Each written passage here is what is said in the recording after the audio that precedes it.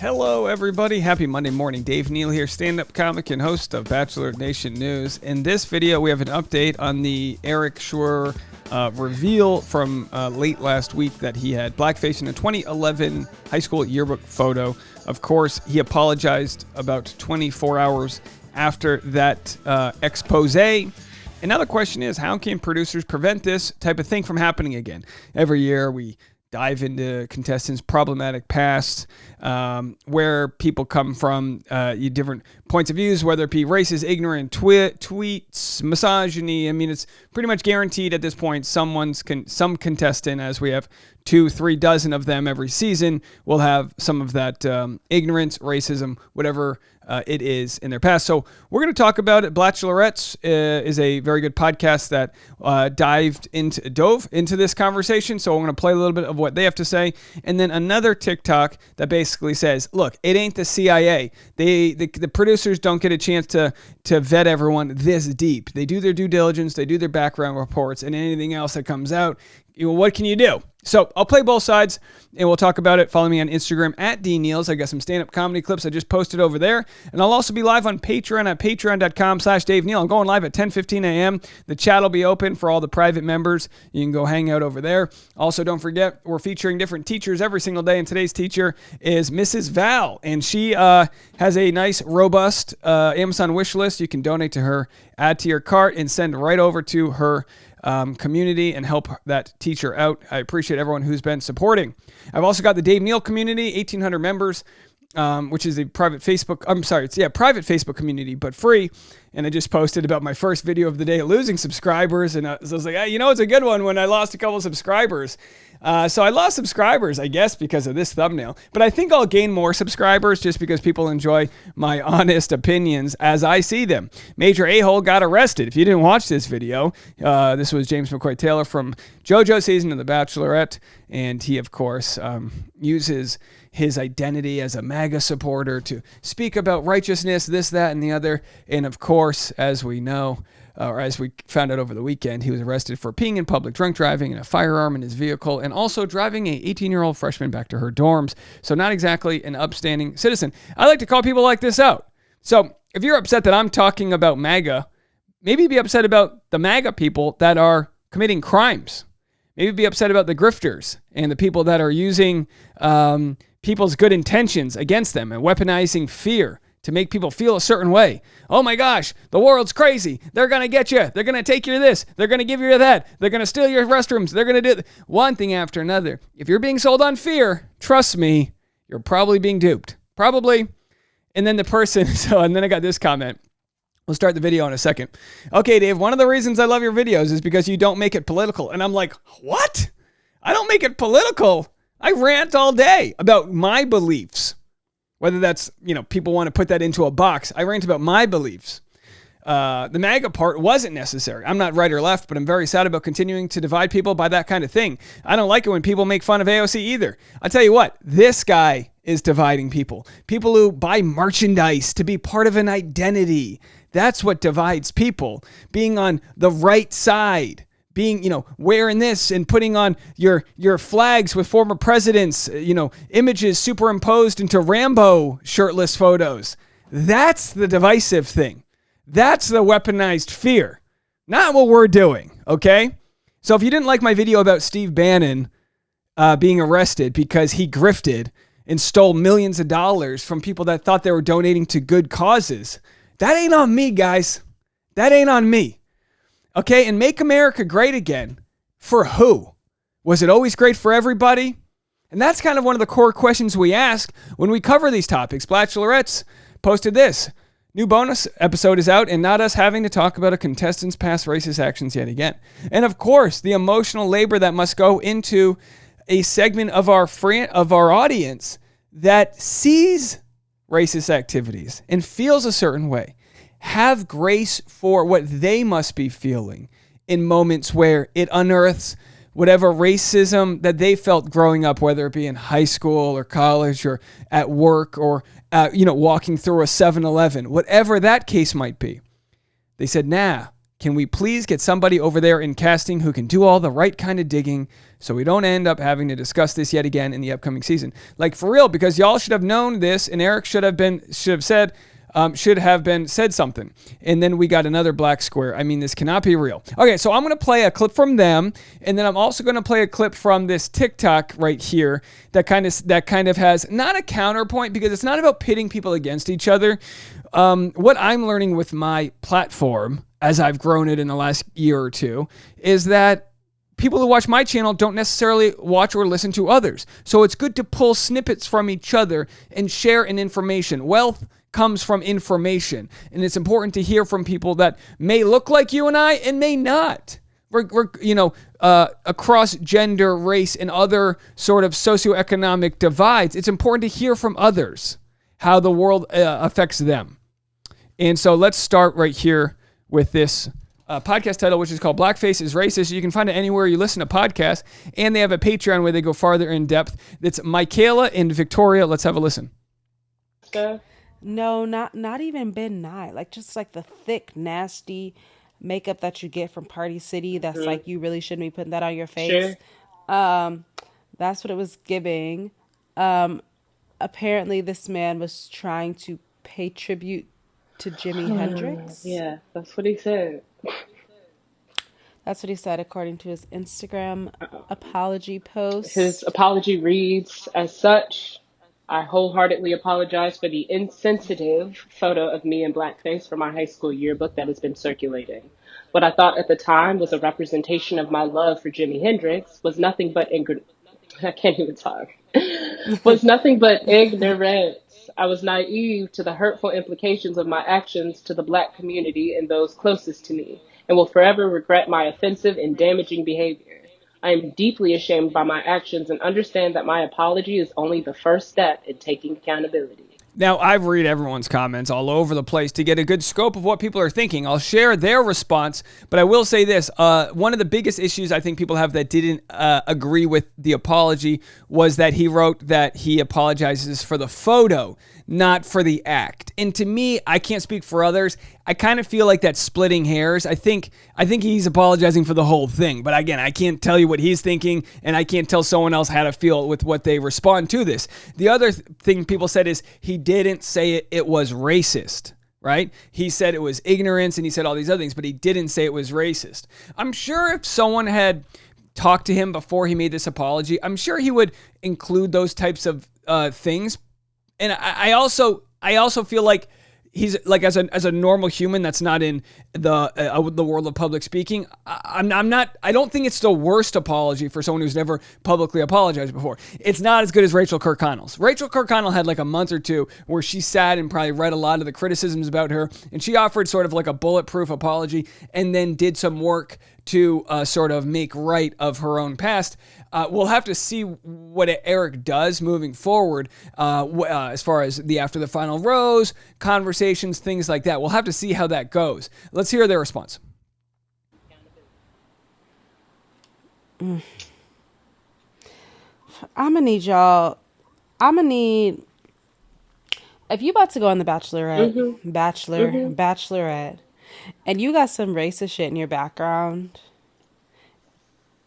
I'm just gonna need you to own that. Just tell me. Night one. Yeah, immediately. Just post it. Just post it on your Instagram before you go on the show. Yes. Hey, all y'all about to figure out who I am. Mm-hmm. You need to know that I did some messed up shit when I was young and dumb. Yep. And I've worked on it and I've grown since then. But yes, this exists. Mm-hmm.